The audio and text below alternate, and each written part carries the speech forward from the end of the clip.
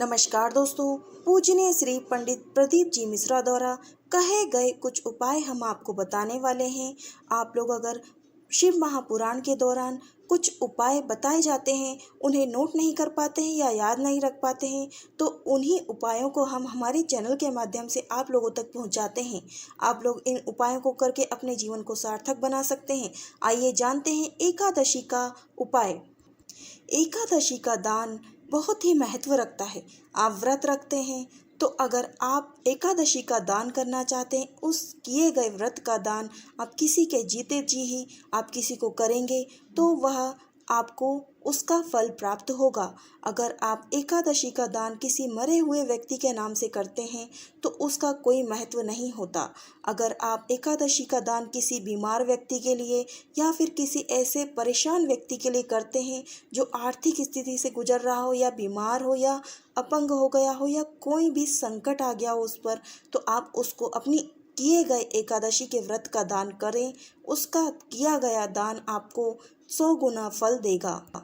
एकादशी के व्रत की महिमा का उद्धान श्री वल्लभाचार्य जी ने कहा है। भले ही कोई व्यक्ति खटिया पर सड़ रहा है, बीमार है, तो उसे आप अपनी एकादशी का दान देंगे तो तुरंत ही उसे भी उस एकादशी का दान लगेगा और आपको भी इसका फल प्राप्त होगा।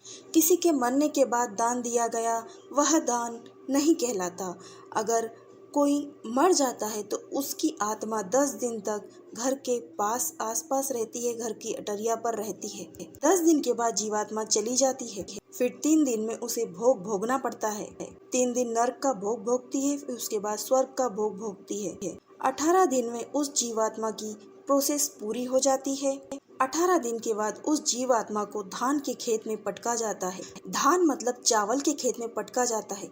इसीलिए कहा जाता है कि चावल नहीं खाए जाते एकादशी के दिन। एकादशी के दिन चावलों का प्रयोग बिल्कुल नहीं करना चाहिए और यह भी नियम है कि द्वादशी के दिन चावल खाना जरूरी है। अगर एकादशी का आप पालन कर रहे हैं, उसका फल चाहिए तो आपको द्वादशी के दिन चावल जरूर खाना चाहिए, उसी से आप उसका पारण करना चाहिए। अगर आप भोजन करने बैठ रहे हैं, एकादशी का व्रत किया था, तो द्वादशी के दिन चावल से ही व्रत का पारण किया जाता है। द्वादशी के दिन चावल खाओगे तो एकादशी लगेगी, नहीं तो आपकी एकादशी व्यर्थ जाएगी। अगर चावल नहीं खाते हैं तो एकादशी नहीं लगती है। चावल खाना जरूरी है।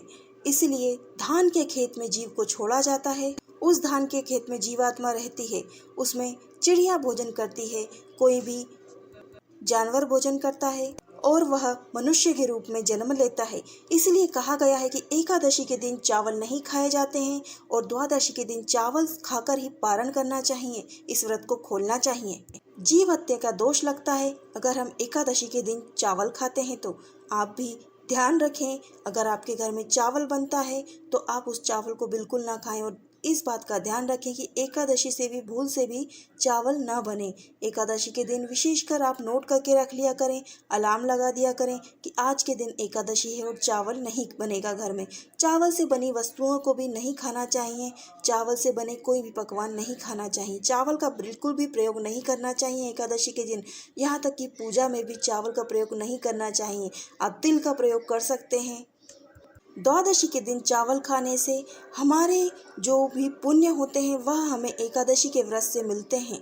अगर आप भी अपने एकादशी को सफल बनाना चाहते हैं तो एकादशी के दिन चावल ना खाएं और द्वादशी के दिन चावल से ही अपने व्रत का पारण करें। तो दर्शकों, पूजनीय श्री प्रदीप मिश्रा जी द्वारा कहे गए हम यह उपाय आप लोग तक पहुंचाते हैं। अगर आप लोग हमारे चैनल पर नए हैं तो हमारे चैनल को बेल आइकन के साथ जरूर सब्सक्राइब कीजिएगा।